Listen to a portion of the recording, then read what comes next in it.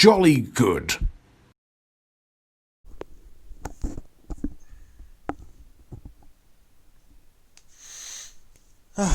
Hello, boys and girls, ladies and gentlemen. My name is Clayton Zoker, and welcome to another My Thoughts On. Today, I will be talking about the Joe Cornish 2011 horror comedy action film Attack the Block. Now, I haven't seen this film before. I've heard of it actually. I never saw it when it came out because I believe it's like a 15. And obviously, I would have been about 11 or 12 when the film came out. All I know, it's about aliens in this block, which is like an area with apartments. Now, what I was going to watch it last week for Cornish's other film, which is the kid who wants to be king or something. Oh no, the kid who would be king. Sorry, but I didn't have the time to watch it. And after watching his last film, I thought, yeah, I might as well watch this. So yeah, Attack the Block. Let's get started. What's it about? Well, it's about this gang in, I think, east side of London. I'm not sure. I don't really know London too well, but it's in London. It's about this gang of kids led by Moses, played by pre-Star Wars Force Awakens John Boyega. He leads these gang of kids, and they talk a bit like this, innit? You get me, bruv, and all that. They talk like how actual London street kids talk. And after getting into some trouble, and they go under the name of Hi-Hats, who runs this drug business in the block, because where else? And after mugging and taking a ring from this woman named Sam, played by pre-Doctor Who Jodie Whittaker, they come across an alien. And now there's a whole bunch of aliens coming down to planet Earth. And now they have to go to the block, survive, and with the help of Sam and some other folks, they now have to kill the aliens and survive. That's pretty much it, really. And another thing to notice is that Edgar Wright is actually the producer for this film, and I'm not saying that because Nick Frost is in it, but he's the producer, and I can kind of tell that the film at times does heavily inspire some of Edgar Wright's work. So Shaun of the Dead is a prime example, and I can kind of see how even Wright himself would use this 2 years later for World's End, because both films are kind of similar about aliens. However, one's like actual like black aliens with like glowy teeth, and then the other one's like blue aliens. Well, aliens with blue blood, but it's like that's different, anyways. But the storytelling here is just simple. It's just a group of teenagers slash a nurse. I think that's what Sam's character is. Just surviving and killing these aliens. And there's also a subplot where their leader, their drug king, is out to get them because apparently the guy smashed. Well, Moses and his crew smashed up his car. And now they are out there to he's out there to kill them while the aliens are out there as well. The one thing that you should know about the film is that it's a British film, and it's not like high class or oh jolly, oh bring in the cup of teas. When I say British, I mean incredibly British, innit? You get me, fam? You're right, mate. We talk a bit like this, you know. Oh, innit, mate?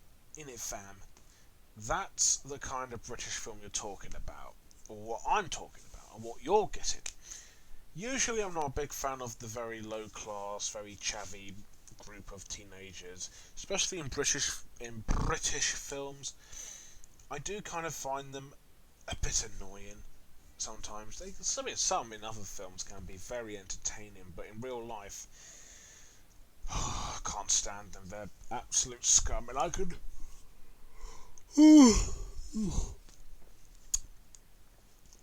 I could probably go on and on and on about how how all over the place they are.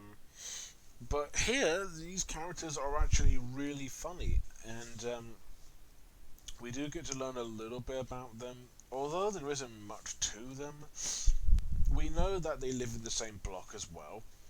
When there's a scene where they find one of the aliens have come down to Earth and they go to get their weapons, and then their mums are like, "Oh, 5 minutes," or "What are you doing? Nothing. I'll be back soon." That's the closest we know about all of them, except for Moses, who is arguably the main character here. Who I'll get to in a minute, but there is a little more to him than what you see. What I do like about the film is that it does happen to balance humour and horror very well. I mean, most of the time it's just these characters just overreacting and saying, "Oh, did you see that, fam? That looked wicked," and all those chavvy words as well. It's gore. It's like fighting these creatures as well. There isn't a lot, but what it does deliver is good action that's very well executed and doesn't look fake at all. Good comedy, good British comedy, although there is referential humour or just reference humour. A bit similar to the kid who would be king, like, how did you learn to do that? Mario Kart. So Joe Cornish seems to have a thing with making films that are connected with like kids who grew up in the 2000s. I mean, unlike his last film, this film is not for kids. I mean, there's literally two characters in the film that are like quite young as well. So his humour is more lenient towards people who grew up in like the late 90s, early 2000s, like me. Technically 2000s because I was born like halfway through 1999. I was born in August. So his humour is very effective to people like me, and there were a few times I did laugh out loud because it is a really funny film. It's very well written, and it's humour we've seen before, but it's done in a way that really connects us, As well, it's also very suspenseful when these characters go up to the block, go into the elevator, or the lift as we call it here in the UK. And then it gets very suspenseful when you think there's going to be a creature there, but isn't. And honestly, I never thought I'd say this, but this film has cliche jump scares. Some are good. There are some very, very good jump scares, but the rest are just cliches, like you look out the window, you look, you don't hear anything, and then poof, creature pops up, and all that. So, yeah. I can't really think of much else to say, but it is a really British film. It doesn't feel Americanized at all. And to my knowledge, there is no. I was going to say British, wasn't I? But there's no American actors in here. It's a very simple, straightforward British feel, and it's. Sure, it's chavvy, and people might not like it for how it represents Britain, but it's a comedy horror film. It's not supposed to. Even if it was, I would probably argue that this film's a bit too chavvy for my taste. But the comedy's good, and it did keep my interest. It's cliched and predictable, but I did want to know how it was going to end. I'll admit also that the ending, while good, it does feel a little rushed and a bit unanswered, and I get that's kind of the whole point. But I'm not going to lie. I kind of want to see a sequel. Obviously, that probably won't happen, but wouldn't that be so damn cool? Anyway, so while not anything grounded or anything amazing, the storytelling and the execution of everything feels like what it is really, a film about aliens. They got that right, and it is a very entertaining fun, comedic time, and the storytelling is simple but interesting. A bunch of teenagers trying to kill aliens. What more do you want? Sure, it's predictable and the ending does feel a bit unanswered and a bit rushed, but it has just enough to keep you glued to the screen. I don't know why I said that, but that's the best way I can think of. Visuals. Usually I would give these films praise for being quite nice looking, especially in the UK, but this film I think, even at night it looks very good. Even British nighttime always looks nice. I don't know why. I have a thing for films. If the whole film's at night, then I will instantly give it like A plus or something. It's always nice, and this film is no exception. It's very well shot. There are times where I can definitely tell that Joe Cornish took inspiration from Edgar Wright, like some of the shots when it was panning over from one room to another, and then there's some great shots where we hear the music build up and then you see the alien in the corner. There's great little details like that make it feel unique and different, and it really doesn't linger on your attention. Sometimes, but mostly, if you spot it, you know it's there. It's very well shot, like I said, it's visually pleasing, and the block itself looks nice.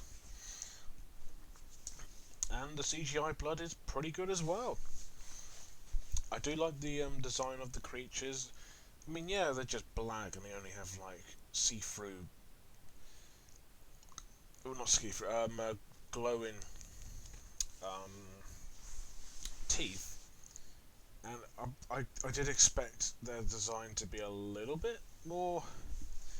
I did expect more out of their designs, but they do look very simple and pretty threatening enough. And the CGI, for about 90%, looks good. The other 10 can look a little fake and a little bit cheap looking, but mostly it does really work. So I can't say anything else. It's a very visually nice and creative looking film as well. Obviously it's not as good looking as like Shaun of the Dead, obviously, but it does take inspiration from a lot of like invasion zombie films, and it compiles all that together really well with this very unique and very entertaining looking film, and it visually works. So not much to complain really. Visually, it's a great looking film from London, innit? Characters and acting. The characters, for the most part, are pretty likeable and fun to watch. Moses is probably my favourite here. He's the main character, and he's a pretty likeable, laid back, but he's also the leader as well. I really liked him. I thought he was quite understandable, and he wasn't like, fast talking, like, you got a problem there, brother, and all of that. But he was a really likeable character throughout the film. I did really root for him as well. I was rooting for like most of these characters because they are that likeable as well. You've also got Alex Esmail as Pest, who's like the white boy of the group. No racism there, just that's what it is. You've got Dennis as well with the glasses. You've got Biggs, and wasn't there another one? Oh, I can't remember. Oh yeah, there's also these other two lads. There's one named Hi Hats who owns the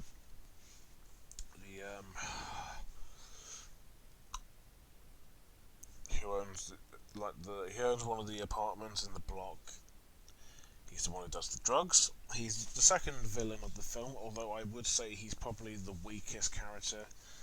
He doesn't really do much but go on a pointless rampage to find these guys as well. And while he is pretty threatening and kind of hilarious, he's kind of pointless. But the people in Moses' gang are quite likeable and memorable, like Pest, Jamone, Dennis, Biggs. They're all got good personalities, and I think they're all pretty likeable.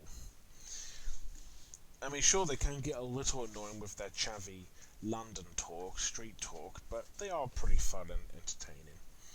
Sam is also another great character. She's the straightforward straight man who helps out with the gang. Although she does have her limits as well, she can get a bit pissed. And and she's also great. And then you've got other minor characters as well. You've got Probs and Mayhem, who are the two like young kids. You've got Tina, Gloria, Dimples, and Doreen. I think that's how you pronounce her name. They're like the girls in one of the blocks, and they're kind of supporting characters, but they're not in the film for very long. You've got Brewis, another young white lad um, with hi hats too. Ron, played by Nick Frost, he's in the film too, and despite not having much screen time, he's pretty entertaining as well. So honestly, the characters, although not particularly fleshed out, they're pretty entertaining, and the acting is pretty much a proof, like a prime example, really. John Boyega is really good in the film as Moses, although I will say that his performance is better than Finn from Star Wars. And don't get me wrong, he was good in those films, but here I thought he was actually a lot better. Jodie Whittaker is pretty good in the film, although I don't know if her performance in Doctor Who's better. I can probably say no. Nick Frost is always a comedy gold, national treasure as always. Everyone else does a really good job. What else can I say? You know, the characters, while nothing amazing, they're straightforward, they're funny, they're likable, they're easy to follow. Just a really nice, likable gang of lads. Oh, the aliens too, yeah. I forgot about them. They're aliens, they're just there to attack things. What else can you say about them except for how they look? That's it, really. Also, on a side note, the soundtrack for this film is actually not too bad. There were a few times where it did remind me of, again, I've got to bring this up again, Shaun of the Dead with its list of music and score. And the score here, if I can get it up, is by, it's by Stephen Price. Oh, interesting. Yeah, that's the same guy who scored Baby Driver, Scott Pilgrim vs. the World, Paul. I think he also did Gravity as well. He did World's End and Wonder Park as well. Suicide Squad, Fury, Johnny Inc. This guy is a pretty good composer.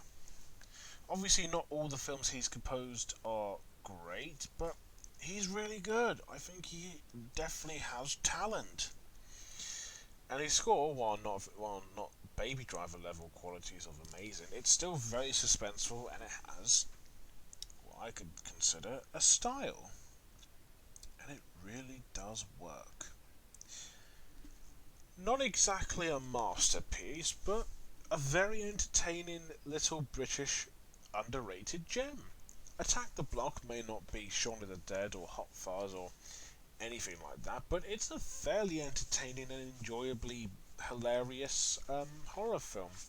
Well, horror slash comedy film, I suppose. It's got a good concept that's been done before, but thanks to the good humour and good action and decent story, the very visually pleasing visuals and nicely shot atmosphere and some likeable characters and great acting, I think this film is a fairly great watch. It's not perfect since it can have a very rushed ending, and its personality can be a little annoying. Only a little. But with that said, do I like it? I really liked it, although just not perfect in a way, I suppose. Okay, so what would I give it out of 10? So is it better than his last film? Yes, I think so. So I would give it a 9 out of 10. I think I gave The Kid Who Would Be King like an 8. I don't remember what. I don't know what. Dot. I don't know, but I can tell you that this film was better than his last film. Although actually both films are really good, but you know what I mean. You know exactly what I mean. So yeah, Attack the Block. A pleasant surprise, really. I should have got around to watching this film sooner, really. Okay, so next up, I'm actually going back to doing requests. Because one of my good friends requested me to do a Christmas Carol film. Before you ask, I've actually got my thoughts on a Christmas Carol film, but that's coming in 2 weeks. So what am I going to talk about next? Well, DJ Free Electrical wanted me to talk about the 2009 Robert Zemeckis Christmas Carol adaptation. Oh, and from Disney as well. I will also do Over the Moon, the new Netflix animated film. After that, I've got the 2001 Christmas Carol movie by the same guy who did Snowman, and then I've got the Cartoon Saloon animated films to do, because Wolf Walkers is coming to Apple TV not next week, I think the week after? Yeah, the week after. So, yeah. So look out for that, and so Christmas Carol and Over the Moon will come next week, and well, no, sorry, the Jim Carrey Christmas Carol and Over the Moon's coming out next week, and then the Simon Callow Christmas Carol, the movie, is coming out the week after, along with the Cartoon Saloon films. So yeah, look out for that, and if you have seen Attack the Block, what did you think about it? Is it good, bad, decent? Do you want to see it? Let me know below, and as always, thank you guys for watching. Don't forget to like, comment, and most importantly, subscribe. And until next time, I'm out, bruv. Innit.